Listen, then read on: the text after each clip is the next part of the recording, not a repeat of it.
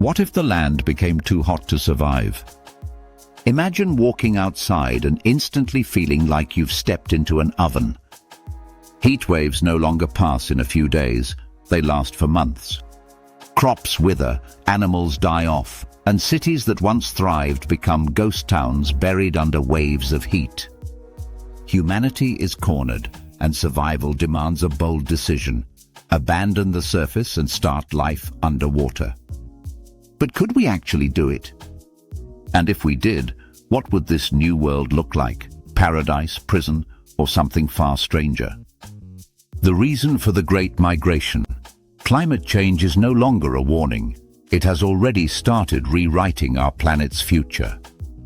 From record-breaking summers to food shortages, billions of people are already at risk. In this scenario, the Earth's surface becomes unbearable. Heat waves that hit 60 degrees or more make it impossible to live, work, or even breathe outside for long. Nations collapse under the strain, and entire populations begin searching for a safe haven. Where do we go? The stars are too far away. Underground is too unstable. That leaves the oceans, covering 70% of our world, a vast, unexplored refuge where humanity might build a second chance. But moving beneath the waves isn't just relocation. It would be nothing less than a complete reinvention of civilization itself. Designing underwater cities. Now picture this: enormous domes made of glass, steel, and futuristic materials resting like pearls on the ocean floor. Some habitats float, tethered like giant balloons to keep them stable, swaying gently with the current. Inside, oxygen recyclers keep the air fresh. Pressure regulators ensure people don't collapse under crushing depths, and artificial suns beam light for crops to grow. Farming would look entirely different. Towering vertical farms glowing with bioluminescent algae, while hydroponic trays float in neat rows. Even the sea itself becomes farmland, with massive kelp forests cultivated for food and energy. Fish carefully breed in secure farms, and perhaps even genetically modified marine life designed to feed humanity. Imagine your dinner swimming just outside the dome, harvested at the press of a button. The science of survival, but let's be clear, survival underwater is no easy task. The deeper you go, the higher the pressure. At just 1,000 meters below, the weight of the water could crush a submarine like a soda can. Salt water is equally unforgiving. It eats away at metal, rusts machines, and can destroy habitats if not carefully controlled. That means entire new industries must rise just to invent materials that can endure centuries of life beneath the waves. And then there's energy. Solar power fades in the darkness of the deep, so we turn to tidal turbines, harnessing the moon's pull to generate endless electricity. Geothermal vents might provide heat, while nuclear fusion, if perfected, could power entire underwater nations. Every breath of oxygen, every sip of water, every flicker of light would have to be engineered and maintained with precision. Failure wouldn't just be inconvenient, it could mean extinction. The social shift living underwater wouldn't only reshape technology, it would reshape us. Families might live in compact pods, stacked high in towers like underwater apartment complexes.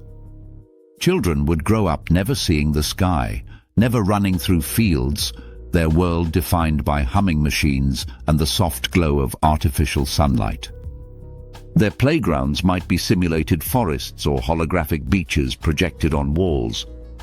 Some might thrive in this futuristic world, feeling like pioneers of a new age.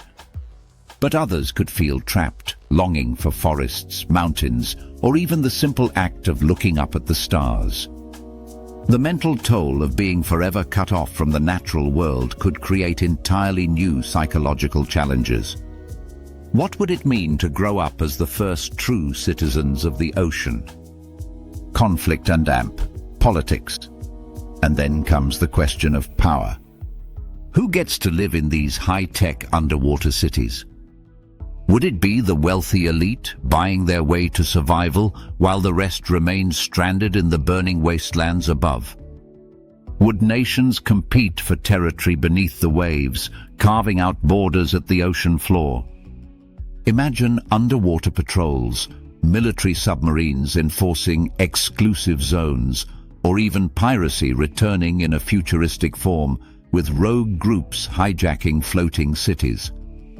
The oceans, once seen as humanity's common heritage, could quickly become the next battlefield for dominance. Just as land wars shaped history for thousands of years, underwater politics could define the future. Lessons from history. But this story isn't without precedent. Throughout history, humans have fled disaster. Civilizations have moved when crops failed, when rivers dried, when wars burned their homelands.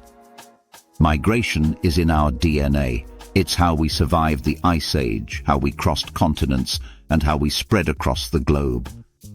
Underwater migration would simply be the next step, our boldest and most radical yet.